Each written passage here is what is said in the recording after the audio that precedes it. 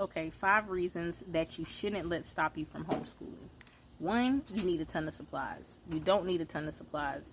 You need pencil and a piece of paper, maybe some index cards, maybe a board, something like that, but paper and pencil, and you're good to go. Two, it's expensive. This piggybacks off of the first reason. It's not expensive at all. You don't need a ton of supplies. We literally went from homeschooling I set up a whole classroom. I set up a whole classroom for my kids. They had desks, they had posters, I had my own desk, all of that stuff. And now they just basically do work on my bed or somewhere else in the house that's comfortable for them. Your kids won't be able to socialize. That is so far from the truth. Your kids will be able to socialize at any opportunity they get, just like any other child. The only difference is that you're able to micromanage their emotions and how they function and react to people. So when they're going through things at school and you feel like, okay, well, they could have handled it this way, you can take that opportunity right then to teach your kids, and you're able to monitor how they're interacting with people and correct it instead of sending them to school and hoping that they get it right. You're not qualified to teach your child. This is the worst.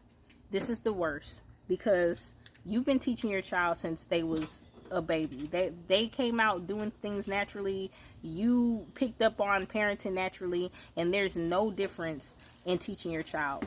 Most people honestly only have a 3rd grade education, a 5th grade education, or a high school education. Most people don't even have that. They just think they have that on paper, but they really cheated their way through school. So when people are going by these standards, they're actually talking about standardized tests. You can go and be on the road. You can road school. You can go take trips across the country. It's dramatic, but you could sell your home, take a cross-country trip and do homeschooling that way.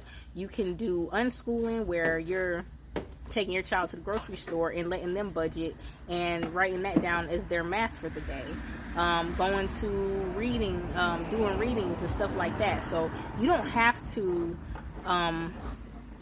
homeschool traditionally. You can do co-op. Your child goes to school and they learn in an environment with other children doing like one subject. Like they might do art or language arts or math or some type of extracurricular activity like band or something like that. So there's options, and you don't have to just think about one thing when you're thinking about homeschooling, because there's so many other things that you can think about when thinking about homeschooling.